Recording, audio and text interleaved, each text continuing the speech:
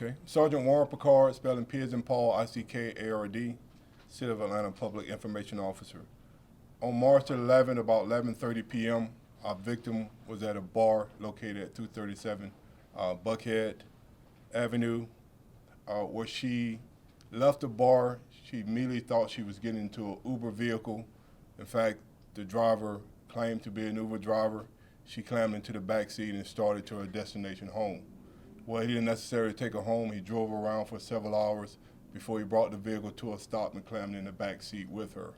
While in the back seat, he used his hand to sexually assault her, as well as taking control of her hand to put it on his body to continue the assault in that manner. At some point, he drove her to the ATM machine where she was drawing money. The photo of the suspect's vehicle is what we believe is a Ford Focus or some type of small Ford sedan. That picture was taken by the photo machine from the ATM, so we know that it is the suspect's vehicle. The suspect is described particularly by the sketch you see here. We are looking for him. We think that this is not the first time that he has committed a crime similar to this, so we need the public's assistance in getting him off the street as soon as possible. We encourage anyone who might have been in the area of that ATM machine or recognize her leaving the bar, getting into the vehicle, please call Crime Stoppers where you can remain anonymous. You said you think this is not his first crime. Can you give us any insight into why you think that, how many times this could happen, what? Well, we can't say the number of times, but the method of operation or the way he did this crime was similar to something that we've seen before, and we have people use the Uber as a way to commit crimes. People will come out and get in Uber without being particularly concerned because they have this expectation of a level of safety. Well, we have continuously said that ask for identification before you get into this Uber and make sure that you're in an Uber vehicle. But we really need the public's assistance in helping us try to identify this suspect.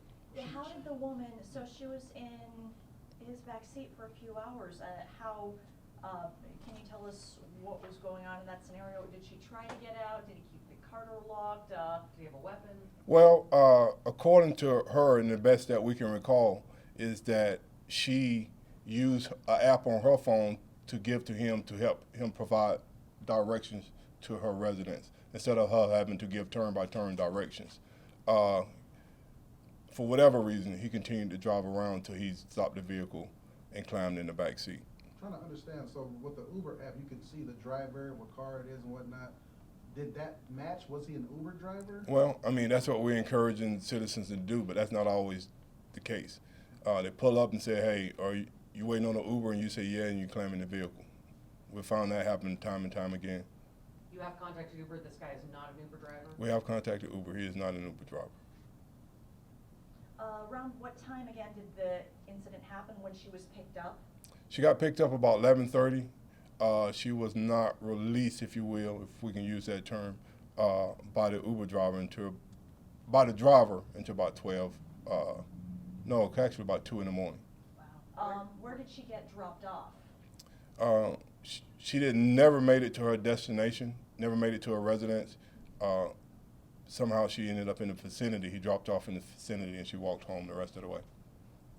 Have you guys, I'm pretty sure it's still under investigation, have you guys looked at the license plate tag readers or anything of that nature in terms of? Well, all that is a part of our investigation. Although the ATM machine is helpful with the photograph that we have, it doesn't capture the rear of the vehicle, so we don't have a tag number. So we're looking and hoping that any citizen who might know of someone, a black male, he gave the victim the name of Rodney Harrison, which if we all know that's an NFL player, so that's probably not his name.